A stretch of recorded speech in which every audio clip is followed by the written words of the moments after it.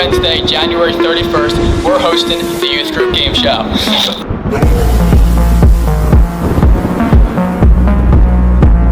There's gonna be cake pops, snacks, people might get exposed. And a punishment for the losing team. We'll see you there. Hashtag Jesus.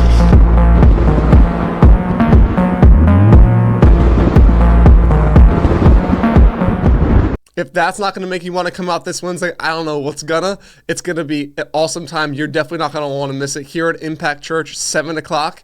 If you can't make it out, it's going to be live streamed on this page, on their Impact Community YouTube and Facebook page. You do not want to miss this event. It's going to be a lot of laughs, a lot of fun. I just know you're not going to want to miss it. Well, welcome back to another episode of the Friday Night Gospel. We've got one centered around this game show, and that's going to roll us right into our next segment. We're going mobile. You're going to meet some of the contestants for the game show this Wednesday, and they're going to tell you why you should be here. Just not because I've been hyping it enough, but they're going to tell you why you're not going to want to miss it. Let's go mobile. We interrupt our program to bring you this important message. We never filmed anything. That's because we were filming cool stuff for the game show the whole time. So, you should be there. And back to the show. Alrighty. I mean, now you really cannot miss this Wednesday at 7 o'clock here at Impact Church. It's going to be an amazing time. You don't want to miss it. The production's going to be on another level. I'm really hyped. It's just going to be awesome. You're not going to want to miss it. Well, now we're going to stay in the studio for our next segment, which is going to be our Not Top 10 segment. Now, I've been doing a lot of top 10s, but for this one, it's going to be a category that I already have done my top 10 for. But this time, I'm going to be doing my Not Top 10 fast foods. Now, there's definitely some controversial ones. I think all the way back in our second episode, if you want to go check that out, if you want to hear what my top 10 fast foods were. Now, this is going to be my not top 10. So all the ones that I had honorable mentions of, the ones that I hated, are definitely going to be on here. And these are going to be all ones that I've at least been able to try or have gone past and been like, there's not a chance. So this is at least something in the area that I've lived at where it was accessible for me. So there's not going to be anything like In-N-Out or Whataburger. I mean, those probably wouldn't be on the not top 10, but just so you can know. We're going to move right into our my number 10, and 10 is going to be Subway. Now, this might be a controversial one. I definitely feel like their quality has gone down, but I just have never had any good experiences with Subway. It's definitely not the worst, but that's why it's on my number 10 on my not top 10, so it just slid in there. Number 9, same thing with this one, is Boston Market. I definitely think their quality's gotten worse, and honestly, the atmosphere probably makes the food a little bit worse than it really is. Their mac and cheese is good. I've definitely had decent Boston Market experiences, but anything now, it's definitely a little more dungy. Kind of the vibe doesn't. A lot of these places, the vibe just does not help out the fast food, right? So that's why that's at number 9. Number 8, I'm looking back, I might have been able to put this a little bit lower. It's Burger King.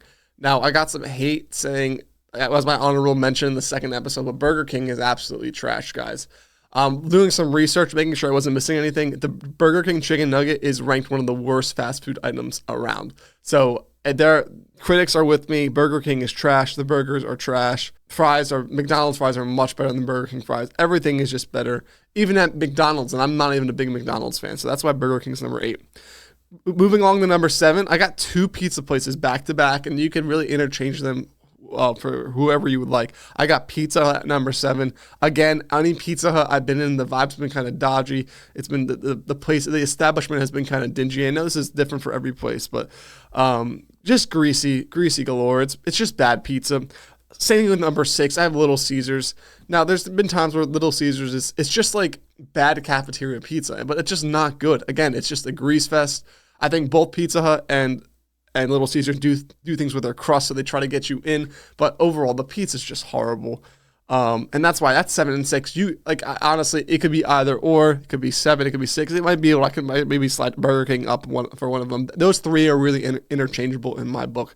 That's 8 through 6. Now, moving to number 5, I have Arby's. Just because I would not go there for anything besides their fries are not bad, but everything else, the meats, just their slogan, we have the meats, it's just cringe, and it's just like, just does not leave good thought in your mouth of wanting to go to Arby's. So that's why it's at number 5. It's the middle of the pack at number 5. Now these next 4, Arby's, you could still, I would still be able to walk in and order something and be like, okay. I think once it gets to the top 4 of my I don't even want to walk in there. And I definitely, I would rather go hungry than eat at any of these 4 places. Number 4, I have Carl's Jr. It's been a long time since I've had Carl's Jr., but I will go to a Burger King happily before I will ever step foot in another Carl's Jr.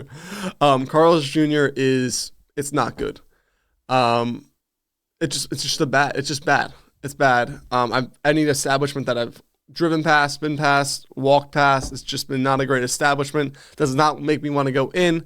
And yeah, there's not much more I can say about that. Carl's Jr. is just bad. Number 3, it's another grease fest. It's Kentucky Fried Chicken. It's KFC. Another one where I've been once or twice in my life and it's not gone well. It has not gone well. That's again one of the places where I do not feel the need to ever go back again. I've even been to KFC in a different country where it's supposed to be better than America, and it was just not good. So that's why for me, KFC is an absolute no-no, and I'm done with KFC. Moving to number 2, I have Checkers. Now, I don't remember if I've actually tried Checkers before. This is my same thing with number 1 and 2, but I have been around a Checkers, I've driven past a Checkers, and nothing inside of my body, I don't care how starving I was, there's nothing in my body to be like, I need to stop at Checkers. I've seen pictures of the food, I've seen videos of the food, I've seen people trying it, I've driven past it, and I just want to keep driving straight.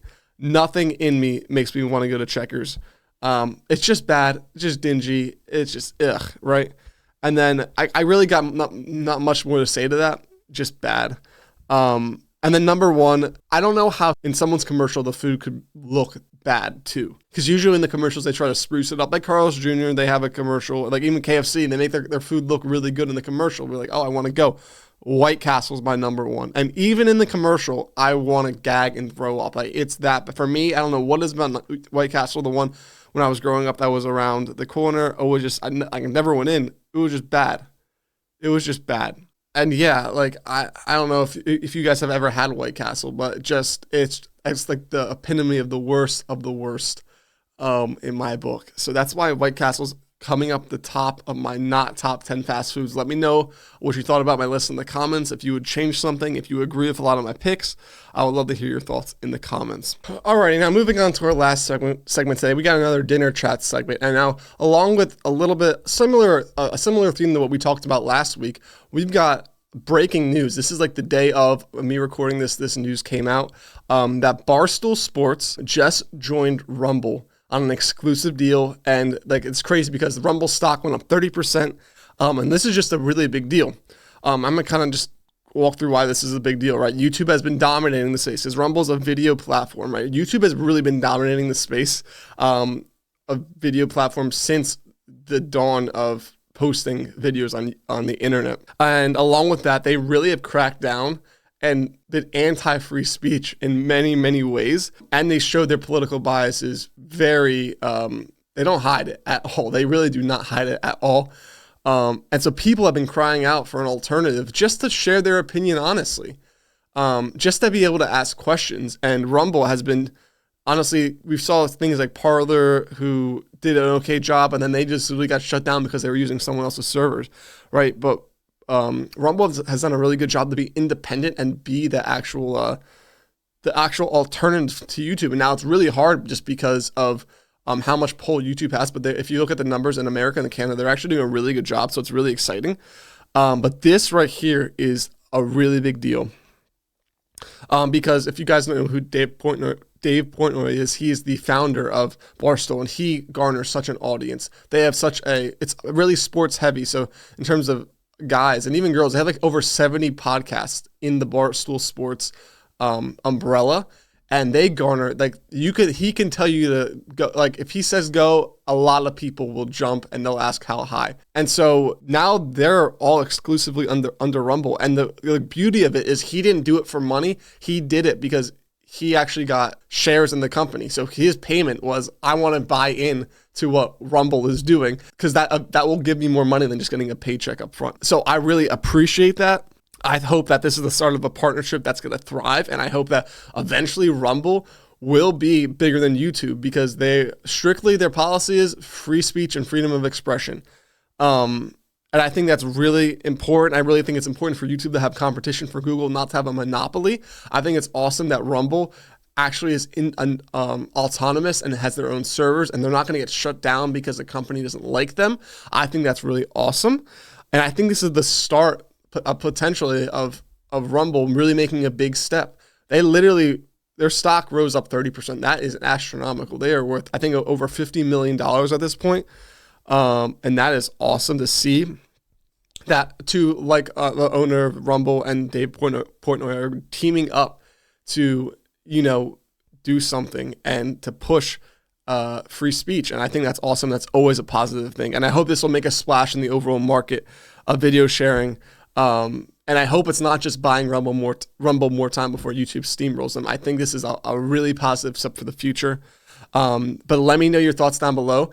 I hope that we recognize how awesome this has possibly can be, just even as a church going forward, even as this show going forward.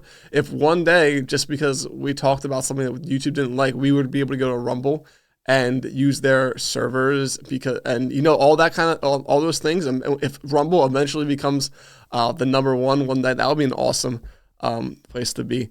So just let me know your thoughts down below. Let me know what you think about Barstool Sports.